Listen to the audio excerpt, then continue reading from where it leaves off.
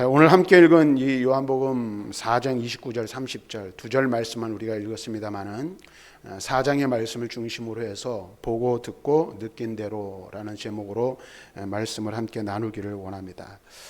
우리 인생은 태어난 그 순간부터 누군가와 끊임없이 만나는 만남의 연속을 이어져 가고 있는 것이 인생이라 말할 수 있습니다. 처음에는 부모를 가장 먼저 만나게 되고 그다음에 친구들을 만나게 되고 또 성인이 되어서는 사회적인 관계 속에서 다양한 사람들을 만납니다. 근데 우리가 사람들과의 만남을 통해서 우리가 한 가지 경험하는 것은 내가 인정하든 인정하지 않든 그 사람과의 만남을 통해서 무엇을 영향을 받게 되어 있다라는 것입니다. 특별히 어떤 만남 같은 경우는 우리에게 큰 변화를 가져오기도 한다라는 것입니다. 그래서 인생을 살아가면서 누군가를 만난다는 것은 참 중요한 일이고 또 어떤 사람을 만나느냐는 더 중요한 일이라고 말할 수 있습니다. 왜냐하면 그 만남을 통해 우리의 삶의 변화가 일어날 뿐 아니라 삶의 방향이 완전히 다른 방향으로 바뀌어질 수도 있기 때문에 그렇습니다. 특별히 예수님과의 만남은 반드시 우리에게 무엇을 가져다 줍니까? 삶의 변화, 심령의 변화가 뒤따르게 되어 있다라는 것입니다. 그래서 절대 구주이신 예수 그리스도께서 우리를 만나 주시고 또 그 만남을 통해 우리는 우리의 영혼을 일깨워 주시고 또 우리의 삶의 방향을 하나님이 원하시고 하나님이 기뻐하시고 또 그럴 뿐만 아니라 우리에게 영적으로 유익한 길로 그 방향을 이끌어 인도해 주시기 때문에 주님과의 만남은 무엇보다도 중요하다라고 말할 수 있습니다. 여기는 저와 여러분들도 마찬가지죠. 우리가 본래 우리의 죄로 말미암아 죽음일 수밖에 없고 하나님의 심판과 진노를 피할 수 없는 우리들이었지만 그러한 우리들이 하나님의 특별하신 섭리와 사랑으로 인해서 예수 그리스도를 알게 되었고 그분을 만나게 되었고 그분 안에서 인생의 참된 변화를 경험하여 우리의 삶의 방향이 지옥을 향하여 가던 우리의 인생, 하나님의 심판과 하나님 앞에 저주와 하나님의 진노로 향하던 우리의 인생의 방향이 완전히 바뀌어 영원한 천국으로 영생의 소망을 가지고 방향을 바꾸어 나아갈 수 있게 되었다라는 사실을 우리는 기억해야 할 것입니다. 오늘 우리가 함께 읽은 이 말씀, 특별히 4장의 말씀을 보면 우리가 잘 아는 한 여인의 이야기가 나옵니다. 근데 이 여인의 이야기는 예수님과의 인격적인 만남을 체험한 한 사람이 삶에 어떤 변화가 일어나는지 그것을 잘 보여주고 있다라고 말할 수 있을 것입니다. 그래서 오늘 우리는 사마리아 여자라고 불려지는 이 한 여인이 보여준 일련의 변화를 통해서 그리고 그것을 우리가 살펴봄을 통해 우리도 그리스도와의 인격적인 만남과 교제를 통해 날마다 새롭게 변화되어져 가는 성도가 되어야 할 것이라는 교훈을 얻기를 바랍니다. 그래서 오늘 우리가 읽은 이 말씀을 통해서 우리 주님께서 오늘 우리들에게 교훈하시고자 하는 뜻, 또 우리에게 원하시는 것이 있다면 그것이 무엇인지를 함께 살펴보기를 원합니다. 오늘 본문의 말씀은 이 4장의 말씀은 이렇게 시작합니다. 예수님께서 사마리아를 통하여 갈릴리로 지나가실 때 있었던 이야기라는 사실을 우리들에게 말씀해 주고 있는 것을 보게 됩니다. 그때 예수님께서는 이 갈릴리를 가시기 위해서 사마리아를 통과하시는데 사마리아 수가라는 동네에 이르시게 되고 그 동네에 있는 야곱의 우물 곁에서 잠시 쉼을 얻게 되십니다. 그리고 그때에 바로 거기에서 이 사마리아 여자라고 불려지는 한 여인을 만나고 그 여인과 대화를 하게 됩니다. 이 대화에서 예수님께서는 무엇을 말씀하십니까? 이 여인과 끊임없이 주고받는 이야기를 통해서 자신이 오실 메시아 이심을 밝히시고 또 이 여인이 육신의 갈증을 해소하기 위해서 물을 길러 나왔지만 그 여인에게 육신의 물이 아니 영원하게 흐르는 영원히 샘솟는 생수에 대하여 말씀하시면서 그 생수가 곧 자신임을 알려주십니다. 뿐만 아니라 이 여인은 이 영적인 갈급함에 또한 있었어요. 그래서 참된 예배를 갈구한 그의 심령을 아시고 참 예배가 무엇인지를 이 여인에게 알려주었습니다. 이러한 내용이 1절부터 26절에까지 기록되어져 있는 것을 볼 수가 있습니다. 자, 그런데 여러분 한번 생각해 보십시오. 이런 끊임없는 대화와 이 여인이 갈급해 있었던 심령의 문제를 예수님께서 끄집어내어 그것을 이야기해 주심을 통하여 이 여인은 그 여인이 그동안 가지고 있었던 문제가 해결함을 받게 되는 것을 알 수 있습니다. 그러면은 이 여인이 예수님과의 대화를 통해서 그 여인이 끊임없이 갈구하던 것들에 대한 해답을 얻었을 때 과연 이 여인은 어떤 행동, 어떤 태도를 취하는가 하는 것입니다. 우리도 마찬가지죠. 우리도 인생을 살아가고 신앙생활을 하면서 때때로 은혜 받았다라고 우리가 이야기할 때가 있어요.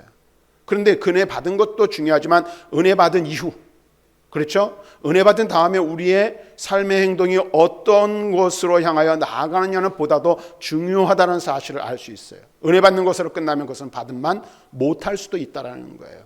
마음의 깨달음을 얻었어요. 그런데 깨달은 것으로 그친다면 그것이 무슨 소용이 있고 어떤 의미로 우리에게 다가오겠는가 하는 것입니다. 자, 그렇다면 이제 예수님과의 대화를 마친 여인이 제일 먼저 취한 행동, 태도는 무엇이었습니까? 우리는 이 여인의 모습에서 예수님과의 만남이 가져다주는 변화를 엿볼 수 있는데 그것은 먼저 첫 번째로 바로 물동이를 버렸다라는 것입니다. 이 여인은 예수님께 나오기 전까지만 해도 물동이를 들고 육신의 갈증을 채우기 위해 목말라 하고 있는 처지에 있었습니다. 그러나 지금 이 여인은 물동이를 미련 없이 던져버리고 곧바로 어디로 갑니까? 28절 말씀 보니까 동네로 들어갔다라고 말하고 있습니다. 여러분 한번 생각해 보세요. 이 물동이는 단순한 물동이가 아니죠. 이 물동이는 이 여인에게 있어서 삶의 하나의 방편이에요. 그 다음에 욕구 충족의 수단이었습니다. 그러한 여인이 물동이를 버렸다라는 것은 무엇을 의미합니까? 예수님을 만나기 이전과 이후의 삶이 완전히 달라졌음을 말씀하고 있는 것입니다. 이전에 죄악으로 충만한 죄악된 삶을 살았다면 이제 그 죄악을 청산하는 상징적인 행위로 물동이를 던져버렸음을 우리는 이해할 수가 있는 것입니다. 뿐만 아니라 인간적인 방법을 통해서 이 여인이 지금까지 육신의 만족을 추구했던 과거의 행태와 결별하였다라는 것을 의미하기도 하는 것입니다. 어쨌든 이 여인은 자신이 구원받았다는 단순한 기쁨에서라기보다는 변화받은 자신의 의지적인 결단, 변화받은 자로서 의지적인 결단으로 이와 같은 행동을 보여주고 있다라고 말할 수 있다라는 것이죠. 예수님께서는 베드로와 그의 형제를 향해 이렇게 말씀하셨어요. 우리가 한번 말씀을 읽어볼까요? 마태복음 4장 19절 말씀을 같이 한번 읽어보겠습니다. 시작. 말씀하시되 나를 따라오라. 내가 너희를 사람을 낚는 어부가 되게 하리라 하시니. 이 말씀 무슨 말씀인지 여러분들 잘 아시죠? 예수님께서 그의 제자들을 부르시는 모습이에요. 그의 제자들을 부르시는데 이 배에서 그 물고기를 잡고 있는 어부들을 만나셨어요. 그러면서 그 어부를 부르는 거예요. 그 어부들을 부르실 때 그들은 무엇을 하고 있었습니까? 육신의 욕구를 채우기 위해 물고기를 잡고 있었어요. 그런데 그들에게 무엇을 말합니까? 너희가 이제는 물고기 잡는 어부가 아니라 사람을 낚는 어부가 될 것이다. 그러면서 나를 따라오너라 라고 말씀하셨어요. 그런데 그 뒤에 말씀을 보면 그들은 어떻게 했습니까? 그들이 가지고 있던 그물과 배를 버려두고 예수를 따랐다라고 말하고 있어요. 이것은 무엇을 의미합니까? 이전까지의 삶을 포기하고 새로운 삶과 비전을 향해 나아가고자 하는 그들의 태도를 우리들에게 알려주고 있는 것입니다. 예수님을 따르는 데는 바로 이와 같은 것들이 요구되어진다는 사실을 우리는 알 수가 있습니다. 사마리아 여인은 물동이를 버림으로써 보다 더 중요한 것, 곧 동네로 들어가서 예수님을 증거하는 사명을 선택하였음을 알 수가 있게 되는 것이죠. 그러니까 우리도 마찬가지예요. 우리가 예수를 만나게 되면 어떤 변화가 일어나야 하고 어떤 변화가 일어납니까? 그것은 바로 예수 그리스도를 만나기 이전에 우리의 삶이 육신의 안일과 육신의 평안, 육신의 것들을 추구하는 삶을 살았다면 이제 보다 더 영적이고 신령한 것을 추구하는 삶의 자리로 나아가게 되어 있다는 것입니다. 왜냐하면 육신의 생각은 사망이지만 영의 생각은 생명과 평안이기 때문에 그렇습니다. 사랑하는 성도 여러분, 우리가 예수를 믿고 구원받아 하나님의 거룩한 자녀가 되었다면 믿음의 삶을 살아간다라고 말하죠. 그렇다면 믿음의 삶은 무엇을 의미합니까? 그것은 신앙의 전진과 성숙을 의미하는 것입니다. 그런데 신앙의 성숙, 전진과 성숙이 무엇으로 되어지는 것입니까? 이전의 삶을 포기하지 않고는 앞으로 나아갈 수 없고, 이전의 육신의 삶을 저버리지 않으면 영적인 성숙이 일어날 수 없다는 사실을 우리는 분명하게 깨달아야 하는 거예요. 그런데 많은 사람들이 어떻습니까? 여전히 육신에 매여 있고 육신의 일들에 얽매인 삶을 살아 영적인 진전과 영적인 성숙의 자리로 나아가지 못하는 경우들을 종종 보게 된다라는 것입니다. 우리가 그리스도와의 인격적인 만남을 체험한 자는 반드시 자신이 향유했던 이전의 것을 버리는 결단을 기꺼이 감행하게 되어 있음을 알아야 하는 것이죠. 그래서 예수를 만난 이전과 예수를 만난 이후의 삶이 완전히 달라져야 한다는 사실을 우리는 분명하게 깨달아야 하는 것입니다. 그것이 삶의 가치관이든 혹은 누리고 있던 물질이나 명예이든 상관이 없습니다. 이전 우리의 신앙이 이전 것을 포기하는 것이 동반되지 않는다면 그것은 우리가 진정으로 혹은 실제로 변화되었다라고 말할 수 없는 것입니다. 사랑하는 성도 여러분, 지금도 여전히 나만의 생각, 나만의 삶에 그동안 살아왔던 방식, 그런 것들을 고집하고 있습니까? 그것도 바람직하지 못한 고집임을 우리는 깨달아야 하는 것입니다. 그래서 이런 사람들에게 예수님께서는 우리에게 다음과 같이 말씀하십니다. 누가복음 9장 23절에 예수님께서는 이렇게 말씀하시죠. 같이 읽어보겠습니다. 시작. 또 무리에게 이르시되 아무든지 나를 따라오려거든 자기를 부인하고 날마다 제 십자가를 지고 나를 따를 것이니라. 예수님께서 뭐라고 말씀하세요? 아무든지 누구든지 나를 따라오기를 원하느냐? 그러면 자기를 부인해라. 그리고 자기의 십자가를 지고 날마다 나를 따라야 할 것이라고 말씀해 주고 있습니다. 우리는 주님의 말씀에 귀 기울이고 주의 말씀에 순종해야 할 것입니다. 그래서 예수 믿기 이전과 예수 믿은 이후의 삶이 달라져야 하고, 그와 같은 삶의 변화가 우리의 삶 가운데 나타나지 않는다면 우리는 우리의 믿음을 다시 한번 점검해 보아야 한다는 것입니다. 이 여인이 예수님을 만나 예수님과의 대화를 통해서 예수님이 누구이신지를 깨달았을 때 그가 취한 첫 번째 행동, 물동이를 버려뒀다는 것은 그의 삶의 방향과 태도가 바뀌었음을 이야기해주고 있다는 것입니다. 자, 이제 두 번째로 물동이를 버린 가행이가 과거의 삶에서 벗어나고자 한 의지적인 행동이었다면, 사마리아 여인의 이러한 의지는 예수를 증거하는 것에서 이제 보다 더 구체적으로 실천되어지고 있는 것을 보게 됩니다. 이 여인이 물동이를 버리고 그 다음에 취한 행동이 무엇입니까? 곧장 그가 살던 동네로 들어갔습니다. 그리고 자신이 체험한 사건을 누구에게 알렸습니까? 그 동네에 살고 있는 사람들에게 알렸습니다. 이 같은 행위는 그녀가 받은 은혜에 대한 당연한 태도라고 말할 수 있을 것입니다. 왜냐하면 이 여인 외에도 기독교 역사를 보면 많은 사람들이 예수를 만나 삶의 변화를 경험하게 되었을 때에 그 다음에 자연적으로 따라오는 열매가 무엇인가? 바로 자기가 만난 예수를 전하고 증거하는 것이었기 때문에 그렇습니다. 이 여인에게서도 바로 이와 같은 모습을 우리들에게 보여주고 있습니다. 우리의 요한복음 우리가 29절만 읽었는데 39절부터 42절 말씀을 한번 4장 39절부터 42절을 한번 같이 읽어보겠습니다. 시작. 여자의 말이 내가 행한 모든 것을 그가 내게 말하였다 증언하므로 그 동네 중에 많은 사마리아인이 예수를 믿는지라. 사마리아인들이 예수께 와서 자기들과 함께 유하시기를 청하니 거기서 이틀을 유하심에 예수의 말씀으로 말미암아 믿는 자가 더욱 많아 그 여자에게 말하되 이제 우리가 믿는 것은 내 말로 인함이 아니니 이는 우리가 친히 듣고 그가 참으로 세상의 구주신 줄 알미라 하였더라. 여기 보니까 이 여인이 어떻게 했어요? 예수를 만나고 그와의 대화를 통해서 그의 인생의 변화가 찾아오고 삶의 변화, 심령의 변화가 일어났어요. 그랬더니 과거의 삶을 청산한 거예요. 그리고 그 다음에 곧바로 한 일이 무엇입니까? 동네에 들어가 그가 만난 예수를 전하는 것이었습니다. 그래서 39절 말씀을 다시 한번 보여주세요. 39절 보니까 이렇게 말하죠. 같이 한번 읽어보고 다시 한번 39절만 읽어보겠습니다. 시작. 여자의 말이 내가 행한 모든 것을 그가 내게 말하였다 증언함으로. 뭐라고 말하고 있어요? 내가 행한 모든 것을 그가 말하였다 증언하였다 라고 말하고 있어요.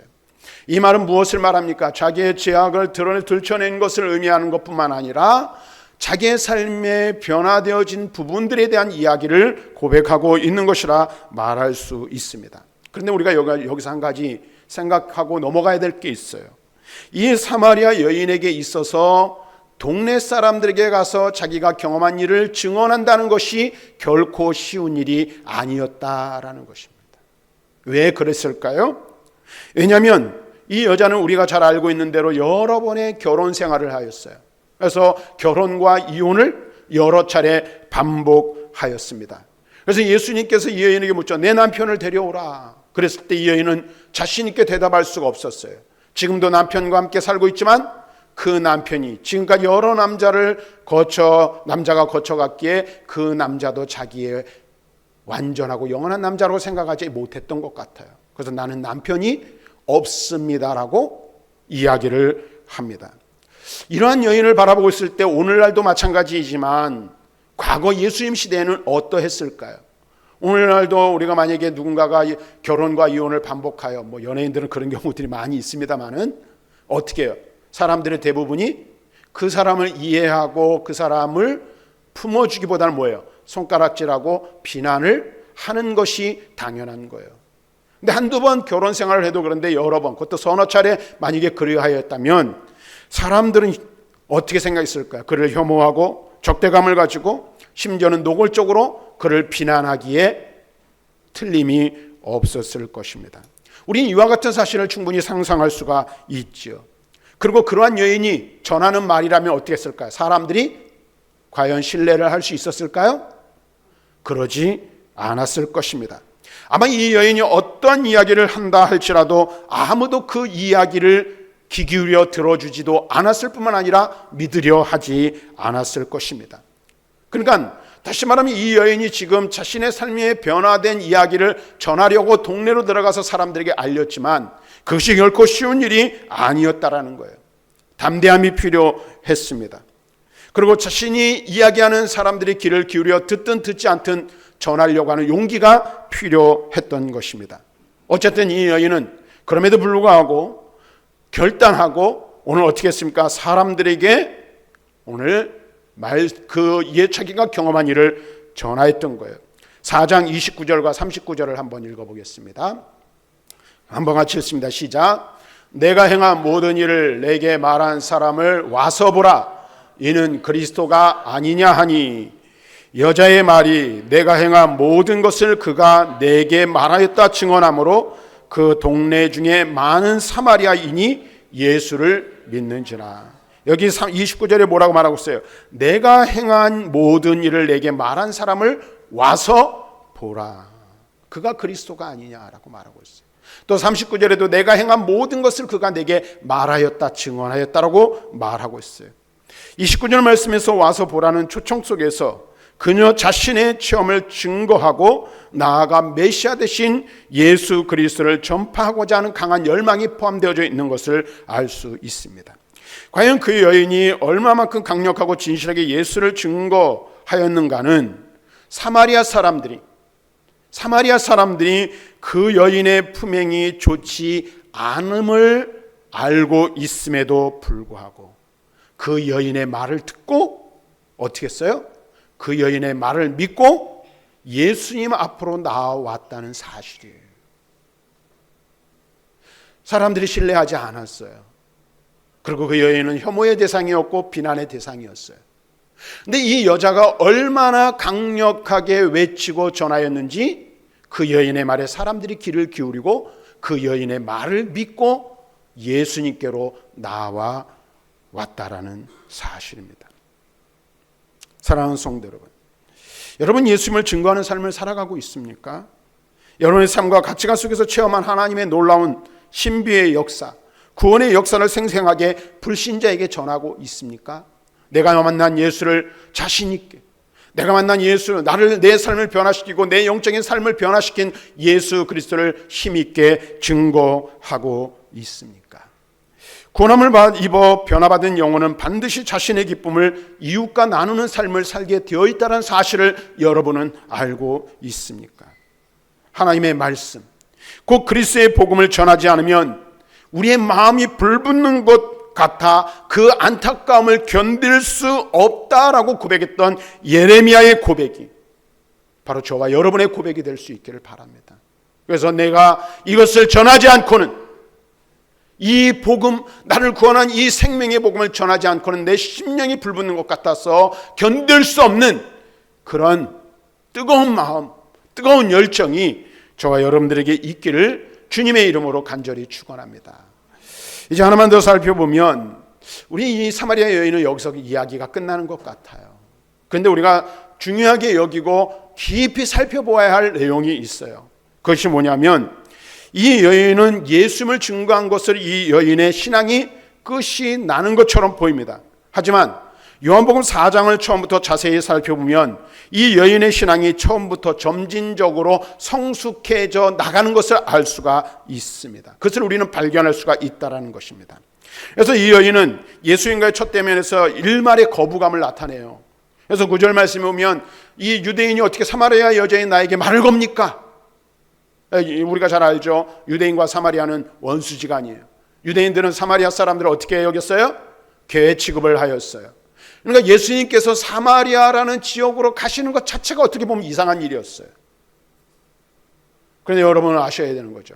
예수님이 일부러 그 길로 지나가셨다는 거예요. 왜? 이 여인을 만나시기 위해서 그렇다는 거예요. 한 영혼을 만나시기 위해서 그랬다는 거예요. 그래서 그 여인은 그것을 알 리가 없고 자기에게 다가오는 사마리아 여자인 자기에게 다가오는 유대인을 보면서 일말의 거부감을 느꼈던 것입니다. 그리고 이러한 거부감은 예수님의 신성을 의심하는 그녀의 질문에서 나타납니다. 12절에 보면 이렇게 말합니다. 당신이 야곱보다 더 크십니까? 라고 말합니다. 이 말에서 노골적인 이 여자의 그 태도, 그 여인의 마음의 상태를 알 수가 있습니다. 그런데 여러분 보세요. 이 여인이 예수님과의 대화를 통해 점점 자신의 죄를 고백하게 되고 드디어 구원을 요청하게 되는 거예요. 15절에서. 그리고 그녀는 참된 예배의 의미를 물어요. 그리고 그 질문을 통해서 예수님을 메시아로 인정하게 되는 것이 25절에 나타납니다. 이렇게 볼 때 우리가 이 여인의 이야기를 한마디로 정리하면 한번 화면을 보여주세요. 한번 볼까요? 이 9절에서는 예수님을 지칭하여 당신이라고 말해요. 15절에서는 주라고 표현해요. 그 다음에 19절에서는 선지자라고 이야기하고 25절과 29절에서는 메시아 그리스도라고 고백하는 거예요. 여러분 보세요. 이 말이 무슨 말이냐면 예수님을 처음 만났을 때 이 여인의 태도와 예수님과의 깊은 만남을 통해서 그의 삶이 어떻게, 그의 태도가 어떻게 변화되어지는지 이것을 통해서 우리는 알 수가 있다라는 것입니다. 요컨대 시간이 지남에 따라 이 여인은 예수님을 구주로 점점 명확하게 인식하고 체험하게 되었음을 말씀해주고 있는 것입니다. 이것을 보면서 우리는 무엇을 깨닫고 무엇을 알아야 합니까? 우리의 신앙이 바로 이 여인의 신앙과 같아야 함을 우리는 깨달을 수 있어야 하는 것입니다. 그래서 사도 바울도 무엇을 말합니까? 신앙의 연령을 이야기하죠. 어떻게 이야기합니까? 아이가 있고 청년이 있고 아비가 있다라는 거예요. 영적인 갓난아이가 있고 영적인 어린아이가 있고 영적인 청년이 있고 영적인 성인이 있음을 말씀해주고 있습니다. 그러면서 뭐라고 말합니까? 우리의 신앙, 우리로 하여금 우리의 신앙의 진보와 영적인 성숙이 있어야 함을 성도들에게 당부하고 있습니다. 그래서 히브리서 6장 1절 같은 경우는 그리스도의 초보를 버리라고 말하면서 그리스도의 장성한 분량이 충만한 데까지 자라가야 할 자들이 누구라고 말합니까? 우리들이라고 성경은 권면하고 있다라는 것입니다. 그러니까 이 여인은 단순하게 예수님을 만나 삶이 변화된 것에 그치지 않고 신앙의 성숙을 이루었고 그 결과 동네 사람들에게 나아가 복음을 증거할 수 있었다라는 것입니다. 우리의 신앙도 마찬가지예요. 그런데 여러분, 실질적인 삶의 모습과 삶의 현장을 보면 우리는 많은 부분에서 실망하지 않을 수가 없어요. 실제적으로 주변에는 오래된 신앙의 경륜을 내세우고 자랑하는 사람들이 있습니다. 그런데 말씀에 대한 지식과 진리의 도를 실천함에 있어서는 무엇과 같은 사람이에요? 어린아이와 같은 사람. 여전히 영적인 어린아이에 머물러 있는 사람들이 너무나도 많이 있다라는 거예요. 오늘 우리는 어떻습니까? 내 모습은 어떻습니까? 제가 가끔가다 말씀드리면 여러분 어떻게 들으면 기분이 나쁠 수도 있지만 제가 그러죠. 신앙의 연수를 자랑하지 마십시오. 교회의 직분을 자랑하지 마십시오라고 말씀을 드립니다. 왜 그럴까요? 내 신앙생활의 기간이 내 영적인 성숙도와 비례한 것이 아니기 때문에 그렇습니다. 교회는 오래 다니고 자리를 오래 지켰지만 여전히 영적인 수준이 어린아이에 머물러 있는 사람이 있을 수 있다는 거예요. 교회에서 직분을 가지고 있어요. 물론 목사도 마찬가지죠. 목사라는 직분을 가지고 있다 할지라도 영적인 수준이 저 아래에 있는 사람이 있을 수 있다는 거예요. 근데 주님이 우리에게 원하시고 주님이 우리에게 바라시는 것이 있다면 그것은 무엇일까요? 또 우리가 영적으로 추구하며 나아가야 할 삶의 모습이 무엇이라고 여러분 생각하십니까? 영적인 젖먹이에 머물러 있는 것이 아니라 배우고 확신한 일에 거하여 영적으로 성숙한 자리, 하나님이 보시기에 합당한 믿음의 삶을 살아가는 삶의 자리로 나아가는 삶이 우리들에게 있어야 한다는 거예요. 그래서 우리는 어떻게 해요? 자라가되 날마다 자라가야 하는 거예요. 날마다 성숙해져야 할 사명이 저와 여러분들에게 있는 거예요. 예수를 만나 구원받았습니까? 삶의 변화가 일어났습니까? 그러면 그 다음에 우리에게 요구되어지고 우리에게 일어나야 할 변화가 있다면 그것은 무엇입니까? 영적으로 성장해 나가는 거예요. 성숙해져야 하는 거예요. 그래서 어제보다 오늘보다 내일이 우리는 더 어떻게 해요? 영적으로 성숙한 자들이 되어야 하는 거예요. 오늘 우리는 이 사실을 잊지 말아야 하는 것입니다. 그러면서 우리는 우리 자신을 살펴보아야 하죠. 나는 날마다 영적으로 성숙해져 가고 있는가? 날마다 자라가고 있는가?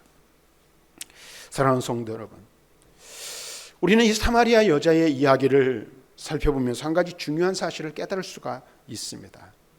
그것은 무엇인가요? 그리스도와의 참된 만남이 있다면 반드시 삶은, 심령은 변화되어진다는 거예요. 반드시 그렇다라는 거예요. 반드시 영적인 변화가 일어나게 되어 있어요. 그 체험이 저와 여러분들에게 있기를 바랍니다. 그 체험이 있어야 돼요. 그것을 경험해야 돼요. 그리고 그것을 감추거나 혼자의 마음에 둘 수 없어 반드시 그것을 어떻게 드러낼 수밖에 없게 된다라는 것입니다. 그리고 그리스도를 통해 변화된 사람이 전하는 것은 자신의 지식이나 자기 자신의 경험이나 자신이 만난 것에 대하여 자기 자신을 증거하는 것이 아니라 자기가 만난 예수, 자기가 보고 듣고 느낀 그대로 전하는 것이라는 사실입니다. 또 하나, 마지막으로 하나 더 말씀드린 것은 영적인 변화를 경험한 사람은 날마다 자라가야 한다는 거예요. 그래서 여러분들의 수준이 여러분의 신앙의 연수와 같은 수준에 이르기를 바랍니다. 그래서 내가 오래 믿은 것 중요하지만 그보다 더 중요한 것은 오래 믿은 만큼 내가 그리스도 예수 안에서 그리스도가 원하는 모습으로 자라가고 있는지. 내가 이 정도 믿었으면 다 된 거 아닌가? 천국 갈 날이 가까운데. 아니요. 우리는 지금도 끊임없이 주님이 부르시는 그날까지 어떻게 해야 돼요? 그리스도의 장성한 분량이 충만한 데까지 날마다 자라가야 할 자들이 바로 저와 여러분들이라는 사실을 깨닫고 자라가기를 힘쓰는 저와 여러분들이 되시길 바랍니다. 이를 위해서는 무엇이 가장 먼저 필요해요? 요구되어져요? 한번 따라 합시다. 예수님과 참된 만남. 여러분, 오래 교회 다닌 것이 이것을 보장해 주지 않아요. 오래 교회 다닌 것이 이것을 보장해 주지 않아요. 그래서 중요한 것은 무엇입니까? 내가 얼마를 믿었느냐, 얼마를 교회를 다녔느냐가 중요한 것이 아니라 내가 정말로 예수 그리스도를 진정으로 그리스도와의 만남이 있었느냐, 그리고 그것을 통해서 내 심령과 내 삶의 참된 변화를 경험했느냐, 이게 더 중요하다는 사실을 깨닫고 이 은혜가 저와 여러분들이 있으시길 바라고, 그 은혜의 결과 복음을 증거하고 영혼을 구원하며 또 그 다음에 더 나아가 내 삶이, 내 영혼이 날마다 성숙한 자리, 성장하는 자리로 나아가는 우리 모든 성도들이 되시기를 주님의 이름으로 간절히 축원합니다.